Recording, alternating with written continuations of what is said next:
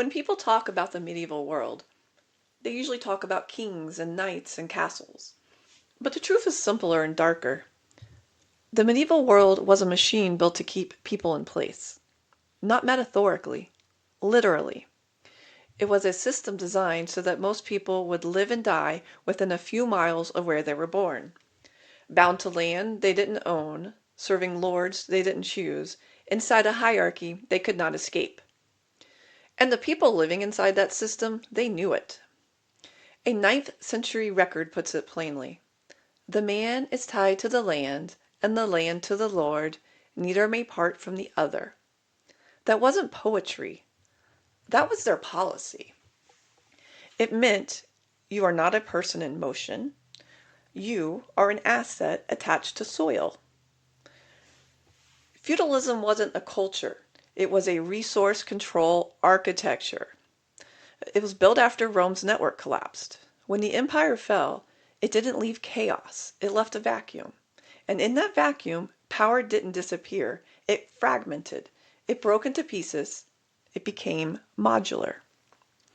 Each piece, each manor, each castle, each lordship became a node in a new machine. A castle wasn't a symbol. It was a monopoly on violence carved into stone. A place where force could be stored, organized, and deployed. A place where grain could be collected, where labor could be demanded, where disputes could be settled at sword point. A castle was a bottleneck, a choke point, a privatized government within its own laws, its own economy, its own army. And the obligations were hereditary. A 12th century ledger spells it out. The serf owes labor as long as he lives, and his son after him, and his son's son, without end. This is the medieval version of permanent debt.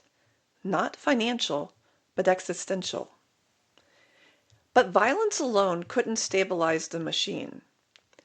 The medieval world needed something else, something quieter, something more enduring. It needed memory. It needed someone to track who owned what, who owed what, who inherited what. It needed someone to keep the ledgers. That's where the church enters the machine. In a world where almost no one could read, monasteries became the archive nodes, the keepers of contracts, genealogies, land claims, and legitimacy. They didn't just bless kings, they authenticated them. They didn't just preach morality, they recorded reality. A monk writing in the 19th century described the world of the poor this way.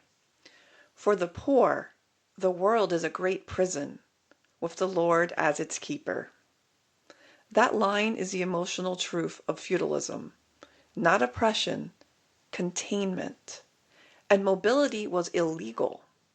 The Customs of Normandy, 13th century states, "No man may leave the manor without the Lord's consent, nor seek another master." That is the medieval version of exit is forbidden, choice is an illusion, the node owns the person. So this is the medieval machine. Land, violence, memory, legitimacy. A closed loop. A self-stabilizing hierarchy. A system that didn't need a state because every node was a miniature state of its own. And here's the part that matters for where we're heading. Feudalism wasn't a failure of civilization. It was a fallback mode. The structure hierarchy defaults to when central authority collapses. It's modular. It's durable. It's hard to kill.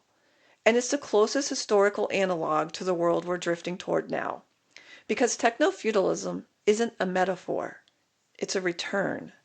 Not to kings and castles, but to privatized governance, platform-based protection, algorithmic vassalage, and fragmented sovereignty. The medieval world is the blueprint for a system where power is distributed across nodes that don't answer to a central authority, only to themselves. The medieval machine didn't die. It evolved. It learned how to survive collapse. It learned how to persist in fragments. And now, in the digital world, its logic is resurfacing. not through land and swords, but through platforms and data. In episode 6, we're going to cross the ocean and watch the American founders build a new machine on top of old hierarchies. A machine that looks democratic on the surface, but functions like a negotiated peace between competing elites. Once you understand the medieval machine, you understand the American one. And once you understand the American one, techno-feudalism stops looking like a future and starts looking like a return. If you'd like to read some more on medieval times, I would recommend The Medieval Machine by Jean Gimpel. This story will talk about the structural aspects of feudalism. And A Distant Mirror by Barbara Tuchman. This book is going to dive in more to the lived experiences that will show you what a trap feudalism really was. Thank you.